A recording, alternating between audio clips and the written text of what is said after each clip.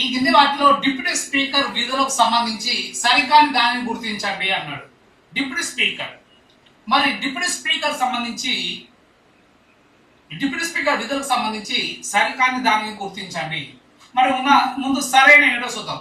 Speaker పదవి ఖాళీ అయినప్పుడు డిప్యూటీ స్పీకర్ తన విధులను నిర్వహించలేని పరిస్థితులలోనూ డిప్యూటీ స్పీకర్ అధ్యక్ష వహించి సభా కార్యక్రమం నిర్వహిస్తారు. స్పీకర్ పదవి ఖాళీ అయినప్పుడు స్పీకర్ తన విధులను నిర్వహించలేని పరిస్థితులలోనూ డిప్యూటీ స్పీకర్ అధ్యక్ష వహించి సభా కార్యక్రమం నిర్వహిస్తాడు. కరెక్టే. అసలు డిప్యూటీ స్పీకర్ ఉన్నదే స్పీకర్ లేనప్పుడు సభా కార్యక్రమం నిర్వహించడానికి ఉంటాడు. కరెక్ట్ అది. నెక్స్ట్, పార్లమెంటరీ కమిటీలో డిప్యూటీ స్పీకర్ సభ్యుడైతే ఆ కమిటీలకు డిప్యూటీ స్పీకర్ అధ్యక్ష వహిస్తారు. రైట్. పార్లమెంట్ లో మొత్తం 24 కమిటీలు ఉన్నాయి. 24 కమిటీలలో 20 కమిటీలో ఒకవేళ ఏ కమిటీలోనైనా డిప్యూటీ స్పీకర్ సభ్యుడిగా ఉన్నాడు అనుకోండి, ఆ కమిటీకి డిప్యూటీ స్పీకర్ అధ్యక్షుడు ఉంటాడు, సభ్యులు ఉంటారు. ఓకేనా? ఒకసారి ఫర్ ఎగ్జాంపుల్ ఇప్పుడు ప్రభుత్వ ఖాతాల సంఘం ఉంది. ప్రభుత్వ ఖాతాల సంఘంలో మొత్తం సభ్యుల సంఖ్య 22 మంది ఉంటారు. అందులో 7 లోక్సభ సభ్యులు, 7 రాష్ట్ర సభ్యులు, 12 మంది మనకు ఆ తర్వాత 15 మంది రాష్ట్ర సభ్యులు ఉంటారు. మొత్తం 22 మందిలో 15 మంది లోక్సభ సభ్యులు, 7 రాష్ట్ర సభ్యులు ఉంటారు. కాబట్టి ఇప్పుడు ఒకవేళ 22లో ఒకవేళ డిప్యూటీ స్పీకర్ ఉన్నాడు అనుకోండి, సభాధ్యక్షుడు ఆయనే ఉంటాడు. కాబట్టి అంటే ఆ కమిటీకి చైర్మన్ ఆయన ఉంటాడు. కాబట్టి ఇది కూడా కరెక్టే. కాబట్టి పార్లమెంట్ కమిటీలో డిప్యూటీ స్పీకర్ సభ్యుడైతే ఆ కమిటీకి డిప్యూటీ స్పీకరే అధ్యక్ష వహిస్తాడు. రైట్. నెక్స్ట్, డిప్యూటీ స్పీకర్ సభా కార్యక్రమాల్లో పాల్గొని సభలో ప్రసంగించవచ్చు.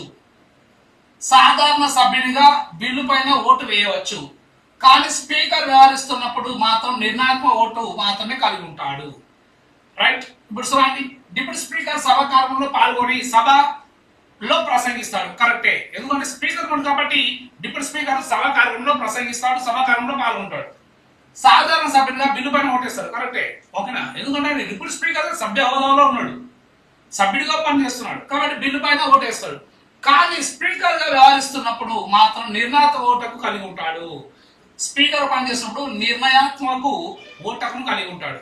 అంటే ఒకవేళ స్పీకర్ లేకపోతే డిప్యూటీ స్పీకర్ స్థానంలో కూర్చుంటాడు. స్పీకర్ స్థానంలో కూర్చున్నప్పుడు స్పీకర్ కు ఏముండదు అంటే అక్కడ పౌరునిగా సభ్యుడిగా ఓటకు ఉండదు.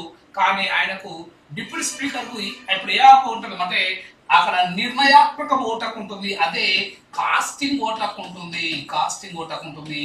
అంటే సభాధ్యక్ష హోదాలో ఎవరికి ఉంటే వాళ్ళకు కాస్టింగ్ ఓటకు ఉంటుంది. కాబట్టి ఇది కరెక్టే.